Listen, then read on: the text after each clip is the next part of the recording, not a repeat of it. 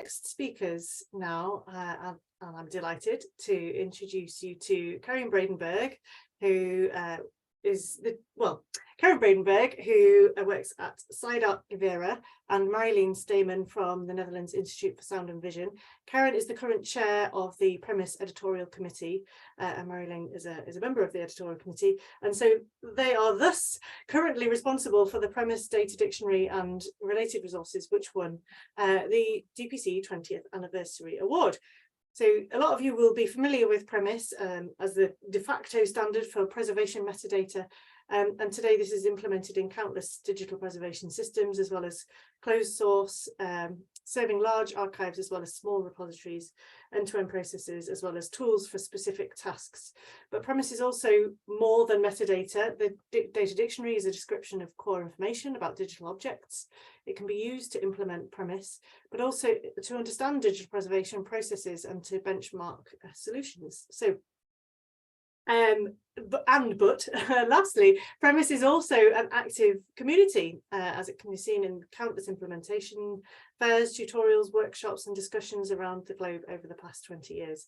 So congratulations to the PREMIS team. Karen, are you speaking first, or Marjolein? I will be speaking first. Okay, Since I will also do the screen sharing, many thanks, Sarah, for you almost made my presentation. I'm not sure. Oh, did I? Oh, sorry. Oh, yeah. But I think it has to do with being around for more than 20 years. So the PREMIS Data Dictionary, as you heard, and me and Marjolein coming from the PREMIS Editorial Committee. So Editorial Committee says what we do.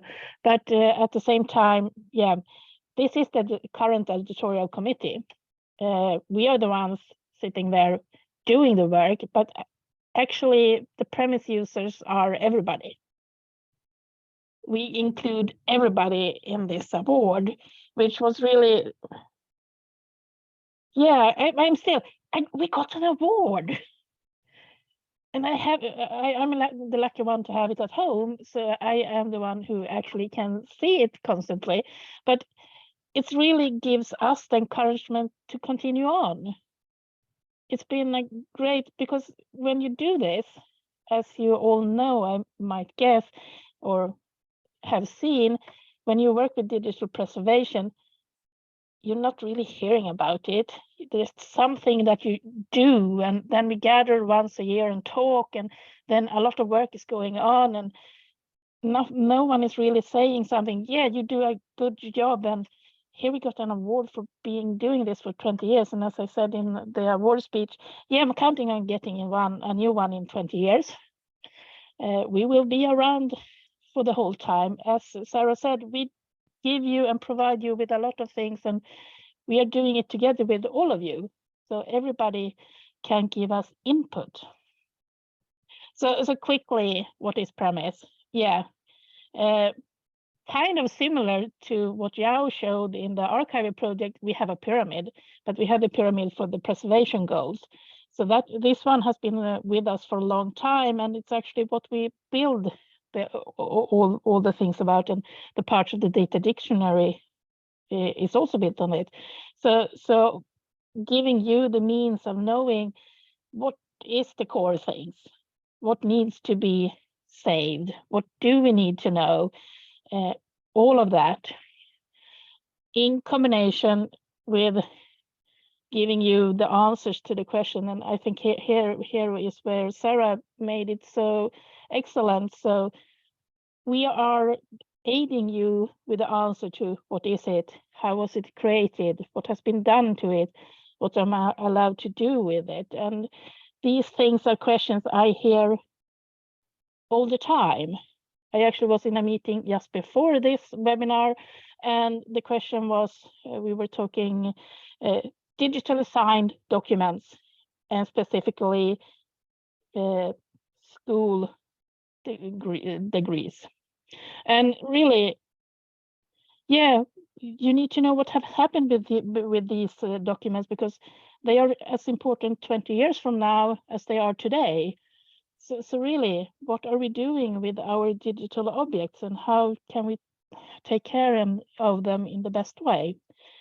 We have identified in the PREMIS Data Dictionary a data model. As Sarah said, you can use it to build a system, but it's not a data model for a database. We are showing the entities that you need to have in mind. So the object in all its different forms, the rights, and rights is you will hear more about today. Agents, the ones who are doing something, and we don't care if it's a machine or a human being. The events, so we actually can get that trace of things that are happening. And it's really a basis of looking into your archive and see the parts that you need to have in mind. We also say at the same time, well, you don't have to have everything in PREMIS. You might already have it. So that's also one sort of sneaky way of using PREMIS, is that you actually have the agents. You might have a system for collecting all your users of a system. They are an agent, so you can actually store them in that system. So we are really everywhere, even if you don't think about it. So quite frankly, everybody is doing digital preservation in one way or another, even if they haven't put the label digital preservation on it. So that's an important thing to have in mind, that a lot of people don't know that they are actually part of the digital preservation, but they are. So it's a lot of things to think about. I said that the objects come in many different ways. So we have the intellectual entity being the book, which is the best example. It's not as easy to show up an information package, digital created, so we go with the book. We have the representations of this book being original TIFFs or a derived e-publication.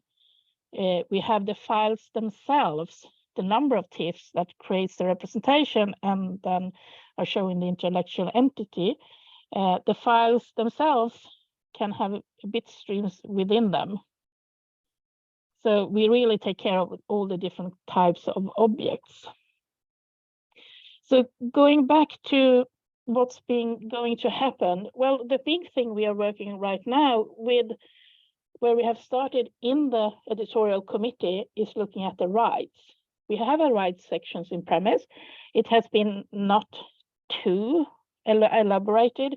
It's been really just looking into specific parts. And what will be coming in the next year, or depending on how, since a lot of this, we do this work with, I can't show you, won't show you the image of all the different institutions that are supporting us, because since it's everybody, and especially our employers who are actually supporting us with giving us the time and resources to do this work, a big part right now is the rights. And I will be handing over to Marjolaine to show you what this has happened. It's a sort of a recap from iPress, actually, where we presented this work a little bit deeper. And what have happened since actually in the last couple of months. It's moving fast here with rights. So Marjolaine, please take over and I will switch the slides for you. Thank you, Karen. Hello, everybody. I hope you can see me.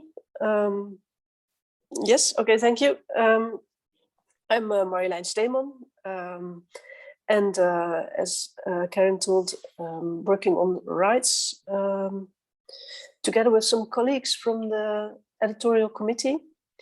And you can see them here together as the working group. And I think the nice thing, or one of the nice things of this working group, is that the members are from different types of repositories, a bibliotheek, an archive, sound and vision, so mainly audiovisual material, and a technical bibliotheek, or library, sorry, I should say. So that's the first thing that's very important to when we start this project, that we look at it from different angles and different perspectives. Because we know the definition of rights is a very basic one in PREMIS as it is now. It's the assertion of the rights basis to perform preservation actions. And it hasn't changed a lot over the years. So it's a very basic way of looking at rights, where we know that a lot of things have happened over time. And from the perspective of making reuse of our objects, rights have become more and more important. So then we as a PREMIS Editorial Committee, we gathered that an update of the rights in terms of what do you really need to know about rights to be in line with a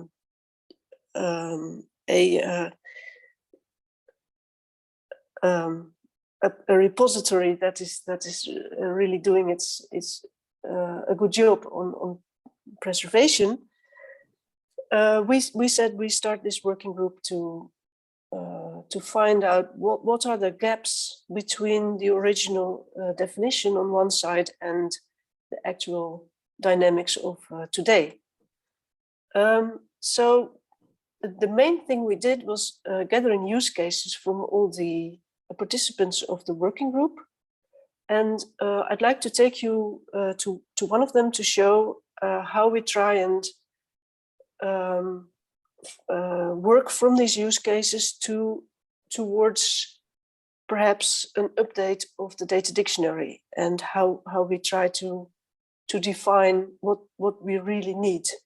So if we go to the next slide, you see the use case of the BNF, so the French National Library. And Bertrand, who is the member of our working group, Bertrand Caron, he told us that the BNF negotiates service level agreements with its producers. And that also is some kind of rights statement or contract, you may say, that he would really like to be able to document in PREMIS. So it's about things like storage media type, or the transfer mode, or SIP's maximum size, etc.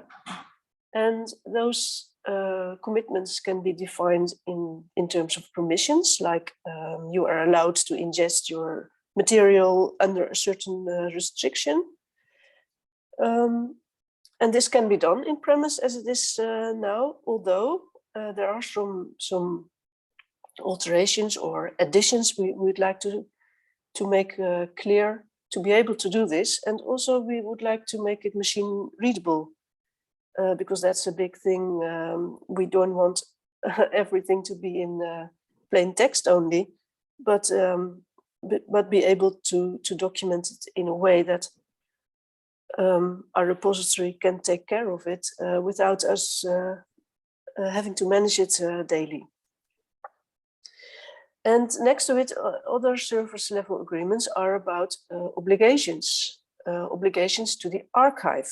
So the archive is, for instance, to perform yearly fixity audits on specific material from this producer. So those are two sort of variants of a rights statement, one being a permission, which is a bit like the original definition of rights, and one being an obligation, which is quite new. And to show this in a diagram helps to sort of understand what we are talking about. This is in the next slide, Karen.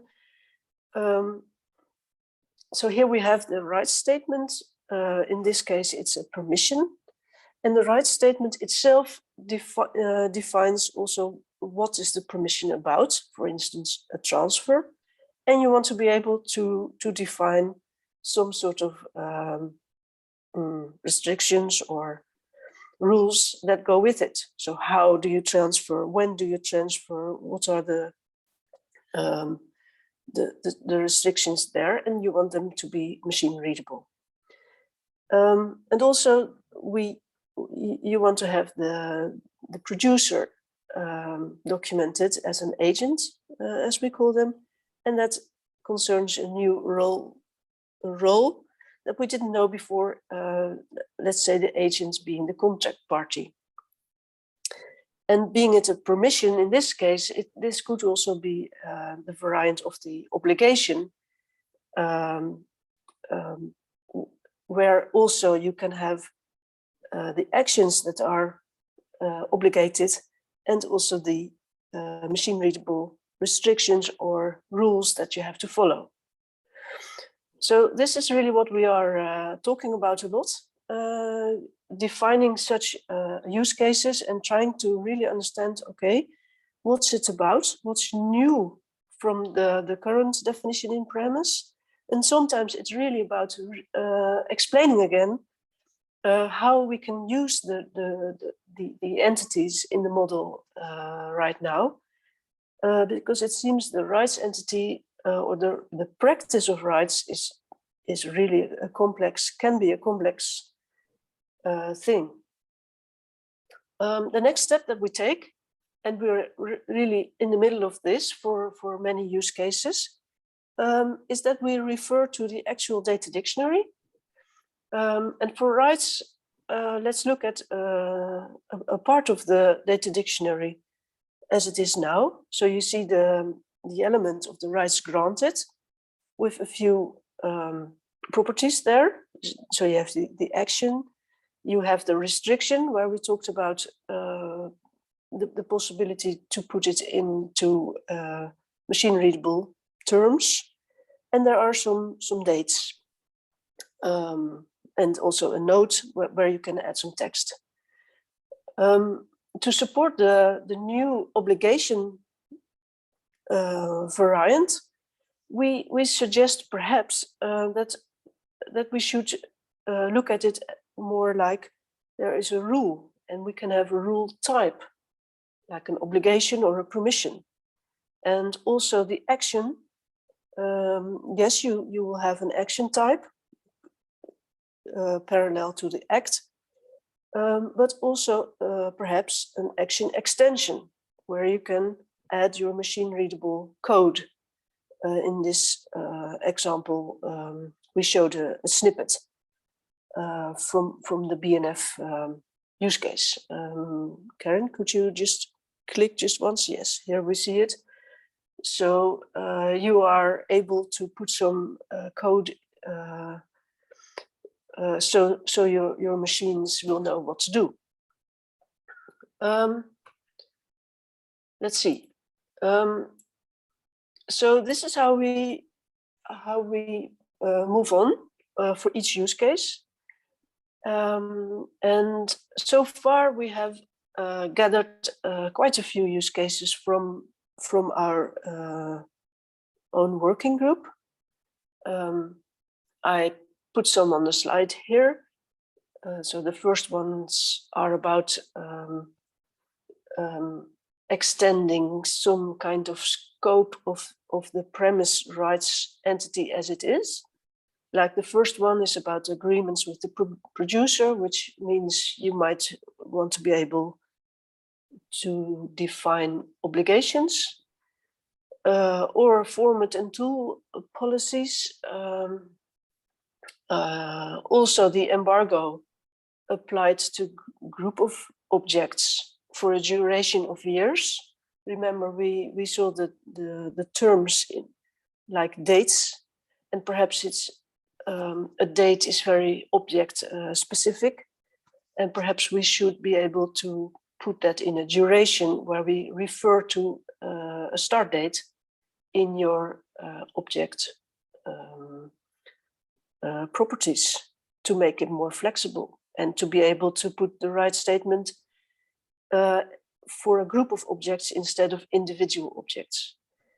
And also internal restrictions to groups, let's say internal restrictions in terms of people or employees that have access as a group because of certain security reasons or legislation. So you can put in those restrictions in PREMIS as well. The next set of use cases is about the different rights or right statements that can be applied or that are actual in place for one object at the same time. So there are many cases that we have a couple of rights that are applicable, and somehow you need to know what is the relevance of those rights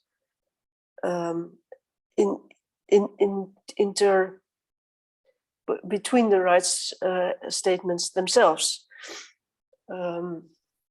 And we keep thinking that we need something to add in the data dictionary to make that more explicit, or to understand what rights are relevant to what domains or user groups or designated communities.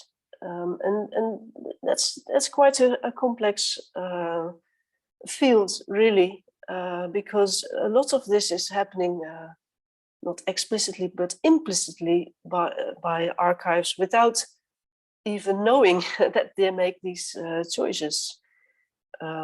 But let's say you have a copyright statement, and each time access is being given with consent of the copyright owner, you might look at it as a specific license that has been given for that particular case. And well, the question is, do we really need to document this? And if we do, how will we do it with regards to as well the object as the right statement that it's about?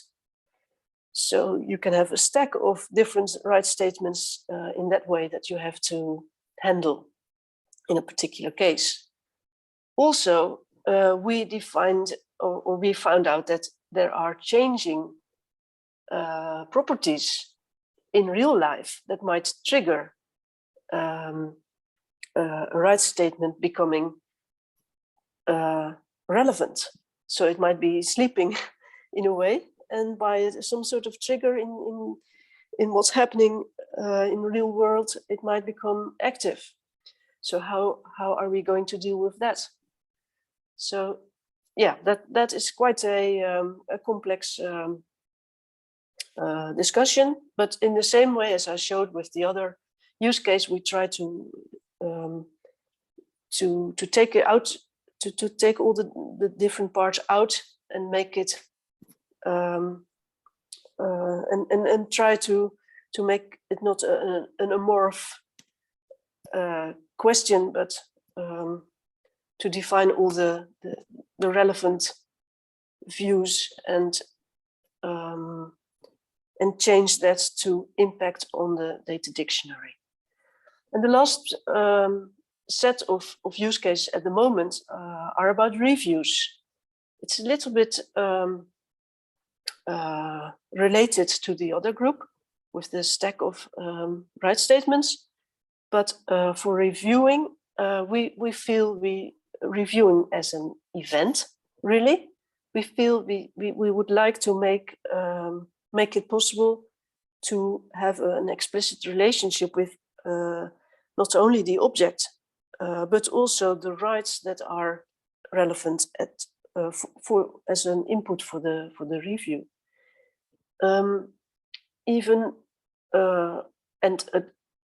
On top of that, the review might have impact on the right statement itself when new information comes up from the review that alters for instance, the terms of the right statement. So also that sort of dynamics we would like to document, like the right statement changed at that time because of that review, And so from then on, we handled it like that.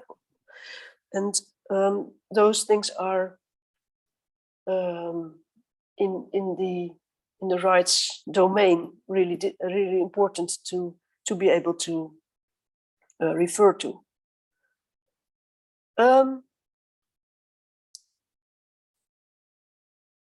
Still, although we have these lots of use cases already, we are really happy to receive any use cases from our community to add to our work.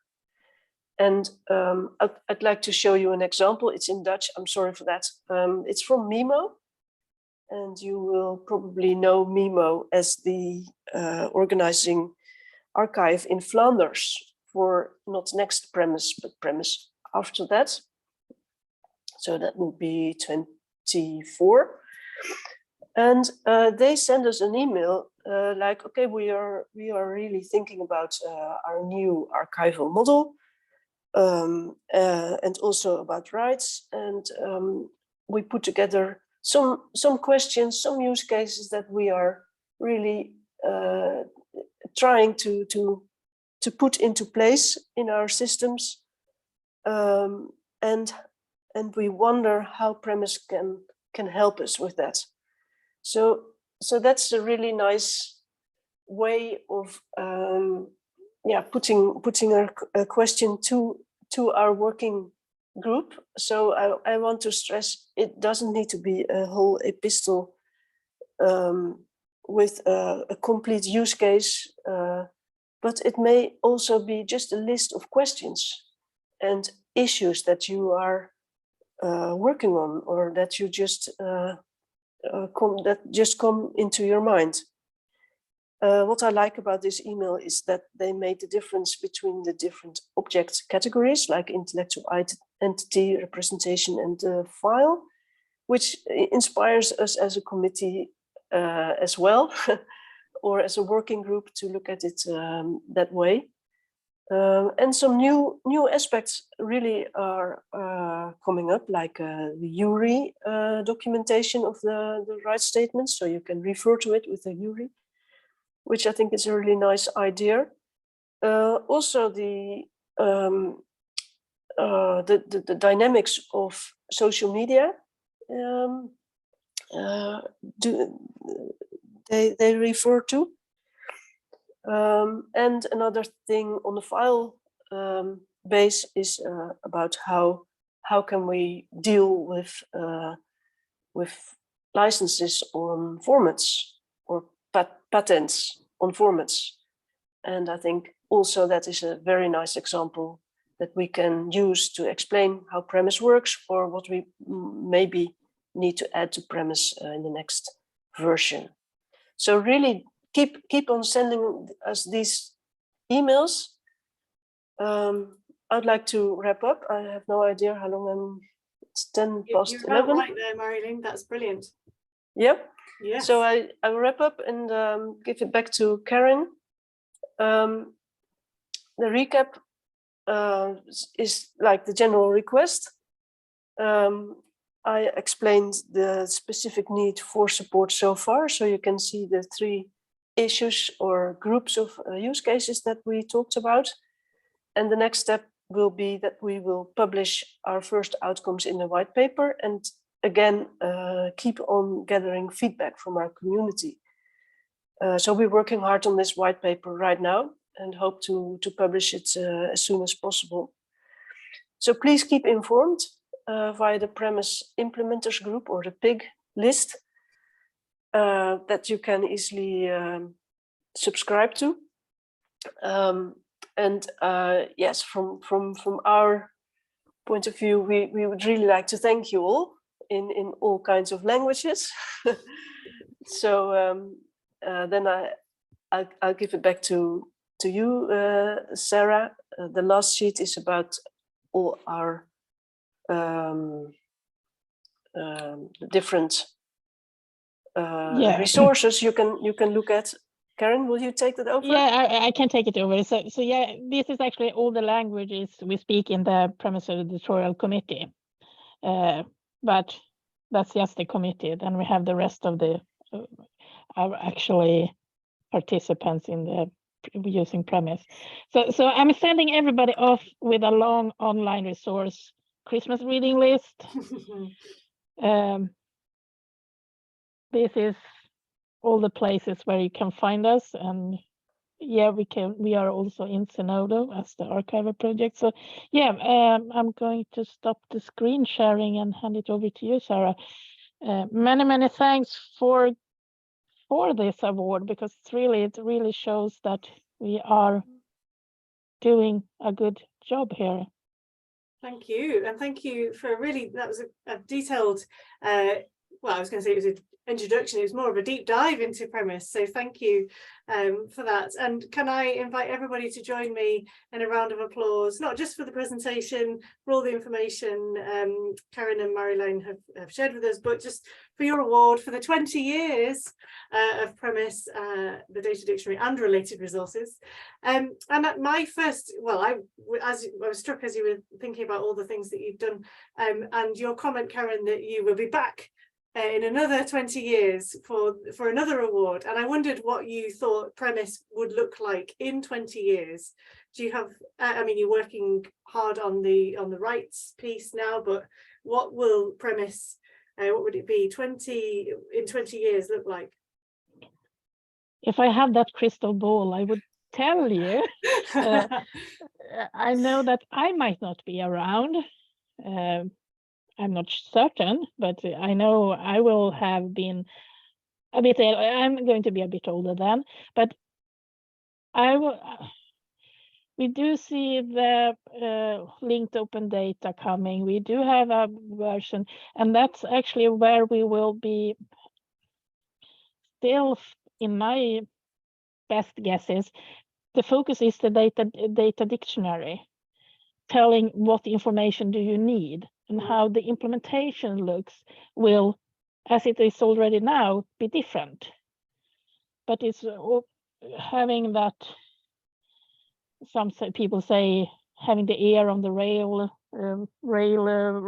and everything, and listening and seeing what's coming. That's what happened with the rights. We saw that, yeah, we need to do something to make it up to date and make sure that it can be usable. So you're gonna listen and learn from the community, and respond, I guess. Yeah, great. William's got a question. He says, thinking about the 20 years of PREMIS, is there anything you would have done differently, and why not ISO? Extra question. If we start with done something differently, I've not been there from the beginning. I didn't even know about the digital preservation at all when the PREMIS Editorial Committee was started. It took me a couple of years to catch up. But what I see that you need to start in one way and actually never regret things that you haven't done. You need to do them now instead. So that's why we have a big focus now on actually putting things online, putting all the presentations in our presentations in Zenodo. We are working with setting up a wiki that will be publicly available. We had an internal wiki before, but what help is that to the users? So it's really, you need to move forward and do, as 20 years ago, let's put it this way, how common was a web page in 20 years ago? Yeah. So everything evolves. So it's really making sure that you are listening to where people want you to be. Yeah. Might not be an email list. I see are part of many different email lists, and some are really intense email conversations, and some are really not that intense. So yeah, I don't think we should have done anything differently. Just making sure that we listen to everybody and move forward. And why not ISO? Well, one of the parts of that is when you move it over to an ISO group, you come into these, you need to do these evaluations every 5th year and do upgrades. This is not really how digital preservation is working. You need to be evolving the whole time when you work with digital preservation. Mm-hmm. So I know they have looked into ISO before I became part of the editorial committee, and just those more strict rules doesn't allow everybody to have the impact that we want everybody to have in PREMIS, just like Jenny just wrote in the chat. Thank you, Jenny. Well, Jen's got another question. Jen, do you want to just turn your mic on and ask Karen and Marilyn? Yeah, sure. Your first question, perhaps. Yeah, so I was just thinking about, I mean, it's really great to hear about all the use cases in that presentation, but I was wondering if you had specific case studies that you could point to. So I'm interested in how someone's just starting out and they just decide, yeah, I want to adopt PREMIS, I want to use PREMIS. What do they do and how do they do it? And would a set of published case studies of people describing their experiences help others get started? Or perhaps you have other suggestions for how people should get started with PREMIS? Yes, well, the thing is that we have had a list on the web page where people actually have reported in how they have started working with PREMIS, but the big problem has been keeping that list up to date, getting people to send new information. So that's where we're hoping that the wiki will be more of an aid for that. We have also had a tools registry, and we had the same problems there. We looked at the list, and now we can't get people to submit updated information. So that's why we have moved it over to Copter, where people are actually more responsible for adding the information themselves, because it's hard to get people to give you this kind of information. We try our best, and we are really so. It's a tricky one. Adrian's also asked about use cases. Adrian, do you want to pose your question in person? Thank you. Yeah, no, I thought the whole this whole piece around expanding rights to include obligations sounds like a really sort of powerful expansion of that concept, and I wondered whether you talked about the use cases around sort of suppliers and archives, but it struck me there could also be some really interesting use cases around defining a relationship between archives and their user communities. So obligations, like sort of the sort of contract between an archive and its users as to what services it will provide, what levels of preservation it would provide, and how that might tie into ideas of like sort of preservation intent as well. So I just wondered whether you had thought at all about sort of use cases at this point in other areas, or if that's something that's on the horizon. Can I just reply? A really nice idea, Adrian. No, we hadn't thought about that view yet from the users or consumers of our objects from that perspective. But yeah, I'd be thrilled to look at some concrete use case for that kind of obligations that an archive might get into, and to translate that to the new concept of obligations for the rights. So thank you for that. Yeah. This might form part of PREMIS 2042, perhaps. Yeah, who knows? Never say never, hey? Never say never.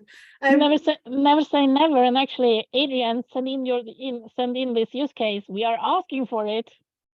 Yes, please do. There you go. There you go.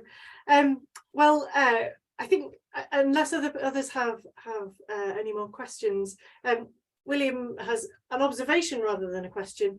He says it's striking how PREMIS engages with the community in comparison with OIAS, making that link with the ISO, which seems not to be very interested in the community at all. And I think having a community at the heart of, well, I was going to say, all of these initiatives, these award-winning initiatives, have community at the heart, and I think that's very telling. And responding as well, as you said, Karen, listening to the rails. I've not heard that phrase before, but I'm going to use it. Listening to the rails, listening to what's coming and responding to that is absolutely the way to go. So congratulations again.